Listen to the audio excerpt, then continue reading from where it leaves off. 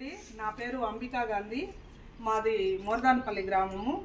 ఈరోజు ఇక్కడ ఆరోగ్యం పోషణ ఆహారం మీద డెమాన్స్ట్రేషన్ చేయడానికి గ్రామంలో ప్రతి ఒక్కరు కూడా పోషకాహారం తీసుకురావడం జరిగింది. ఇక్కడ అన్ని హెల్దీ ఐటమ్స్ పెట్టారండి. అంటే ఇప్పుడు ఉన్న జనరేషన్లో చాలా వరకు ఆరోగ్యం అనేది సరిగా లేదు. అది పిల్లలకు కావచ్చు, గర్భిణీ స్త్రీలకు కావచ్చు, వృద్ధులకు కావచ్చు, వీళ్ళకి ఇప్పుడు పోషకాహారం అనేది చాలా అవసరము. అది వేటి ద్వారా అందుతుంది అనే దాని మీద ఈరోజు ఇక్కడ ఎగ్జిబిషన్ లాగా పెట్టడం జరిగింది గ్రామంలో. ఇక్కడ అన్నీ కూడా న్యూట్రిషన్ వాల్యూస్ ఉన్న ఫుడ్ని ప్రొవైడ్ చేయడం జరిగింది.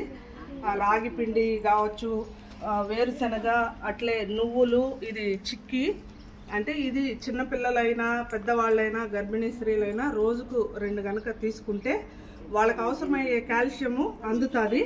అట్లే ఇది రాగి రొట్టె, ఇది కూడా ఎక్కువ ఐరన్ కంటెంట్ ఉంటుంది. దీంట్లో మునగాకు వేసి చేశారు కాబట్టి అది కూడా హెల్తీ. కాబట్టి చిన్నపిల్లలైనా గర్భిణీలైనా పెద్దవాళ్ళైనా రోజుకొకటి తీసుకుంటే చాలా ఆరోగ్యం అని చెప్పి ఇక్కడ పెట్టడం జరిగింది. అట్లే ఎగ్స్, ఎవరైనా ప్రతి ఒక్కరూ కూడా రోజుకు 2 గుడ్లు తీసుకుంటే ఎటువంటి అనారోగ్యం బారిన పడకుండా ఉంటామనే ఉద్దేశంతో ఇక్కడ పెట్టడం జరిగింది. ఇంకా పల్లీల చిక్కీ,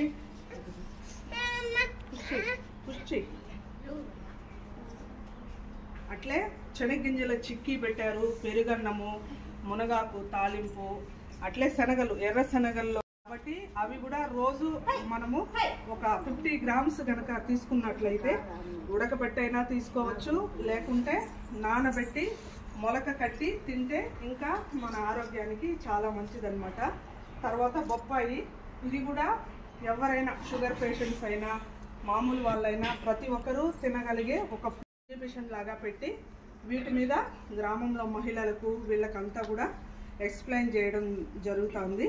అట్లే కూరగాయలు, ప్రతిరోజు కూడా మన ఆహారంలో కూరగాయలు, ఆకుకూరలు కంపల్సరీ ఇంక్లూడ్ చేసుకోవాలి కాబట్టి వాటిని కూడా ఇక్కడ పెట్టడం జరిగింది. ఇంకా లెమన్ గురించి మనకు తెలిసిందే, వెయిట్ లాస్కి పనికొస్తుంది.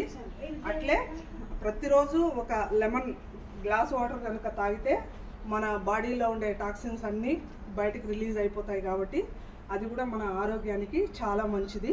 ఇక్కడ ఉన్న ప్రతి ఒక్కటి కూడా మన ఆరోగ్యానికి సంబంధించిందే కాబట్టి గ్రామంలో మనం చాలా వరకు ఒకే ఫుడ్ తింటూ ఉంటాం. అలా కాకుండా మనం తినే ఫుడ్లో న్యూట్రిషన్ వాల్యూస్ ఉండాలి, ఫైబర్ ఉండాలి, ప్రోటీన్ ఉండాలి, అట్లే విటమిన్స్ ఉండాలి, మినరల్స్ ఉండాలి.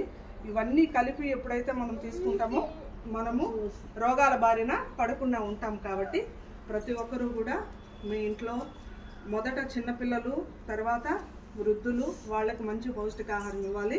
అట్లే మన ఇళ్లల్లో ఆడవాళ్ళు ఎక్కువ పనులు చేస్తుంటాం కాబట్టి వాళ్ళు కూడా ఆరోగ్యంగా ఉండాలి అంటే వాళ్ళకి పోషకాహారం అవసరం. కాబట్టి ఇవన్నీ తీసుకోవాలని కోరుకుంటూ సెలవు తీసుకుంటాం.